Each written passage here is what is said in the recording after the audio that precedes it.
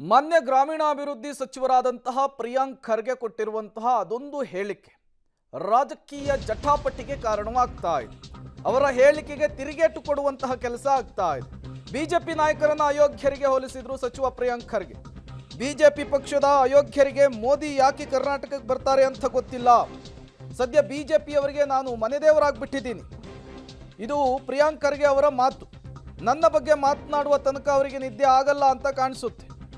Bouquet ಬದಲು ಯೋಜನೆ ಬಗ್ಗೆ ಒಂದು ಮನವಿ ಸಹ ಕೇಳಲಿಲ್ಲ. 25 ಸಂಸದರಿದ್ರೂ ಕೂಡ ಏನು ಯೋಜನೆ ತಂದಿದ್ದಾರೆ ಅಂತೇಳಿ ಪ್ರಿಯಾಂಕ್ ಖರ್ಗೆ ಅವರು ಪ್ರಶ್ನೆ ಮಾಡಿದರು.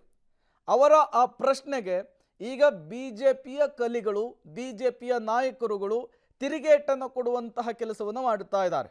ನೋಡಿ, ಪ್ರಿಯಾಂಕ್ ಖರ್ಗೆ ಅವರು ರಾಮ ಮಂದಿರದ ವಿಚಾರದಲ್ಲೂ ಕೂಡ ಒಂದು ಹೇಳಿಕೆಯನ್ನು ಕೊಟ್ಟಿದ್ರು.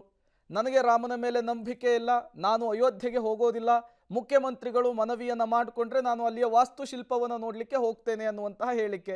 ಅದಕ್ಕೂ ಕೂಡ ವ್ಯಾಪಕ ಖಂಡನೆ ಆಗಿತ್ತು. ಬಿಜೆಪಿಯ ನಾಯಕರುಗಳು ತಿರುಗೇಟನ್ನು ಕೊಟ್ಟಿದ್ರು. ಮುಖ್ಯಮಂತ್ರಿ ಯಾಕೆ ಕರ್ನಾಟಕಕ್ಕೆ ಬರ್ತಾ ಇದ್ದಾರೆ ಅಂತ ಅವ್ರ ಎಂಪಿಗಳಿಗೆ ಗೊತ್ತಿಲ್ಲ.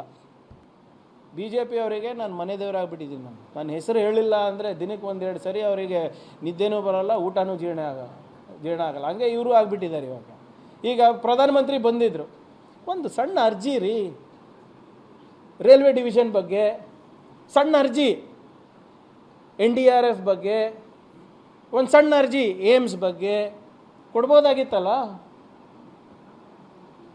ಬೊಕ್ಕೆ ಬದಲು ಇದು ಕೊಟ್ಟಿದ್ರೆ ಏನು ಬೊಕ್ಕೆ ತೊಗೊಂಡೋದ್ರೆ ಡೆಲ್ಲಿಗೆ ಸನ್ಮಾನ ಮಾಡಿರಿ, ಶಾಲ್ ಹಾಕ್ರಿ, ಪೇಟ ಹಾಕ್ರಿ, ನೋ ಪ್ರಾಬ್ಲಮ್. ಅದ್ರ ಜೊತೆಗೆ ಇದು ಒಂದು ಅರ್ಜಿ ಕೊಟ್ಟಿದ್ರೆ ಏನಾಗ್ತಾ ಇತ್ತು? ಸೆಂಟ್ರಲ್ ರೋಡ್ ಫಂಡ್ಸ್ ಎಲ್ಲ ಕೆಲಸ ನಿಂತೋಗ್ಬಿಟ್ಟಿದೆ ಎಲ್ಲದು. ಇದ್ರ ಬಗ್ಗೆ ಏನೋ ಕೇಳಿದ್ರ? ಇಲ್ಲ. ಪ್ರಿಯಾಂಕ್ ಖರ್ಗೆ ಯಾಕೆ ಪ್ರೋಟೋಕಾಲಲ್ಲಿ ಬಂದಿಲ್ಲ?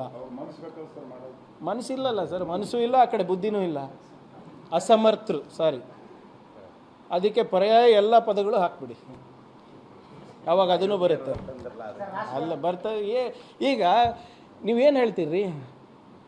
ಒಬ್ಬ ಕೇಂದ್ರ ಅಂದರೆ 25 MP ಇಟ್ಕೊಂಡು ಇಷ್ಟೊಂದು ಅನ್ಯಾಯ ಕರ್ನಾಟಕಕ್ಕೆ ಆಗ್ತಾ ಇದೆ ಅಂದರೆ ಸಮರ್ಥರಂತೀರಾ?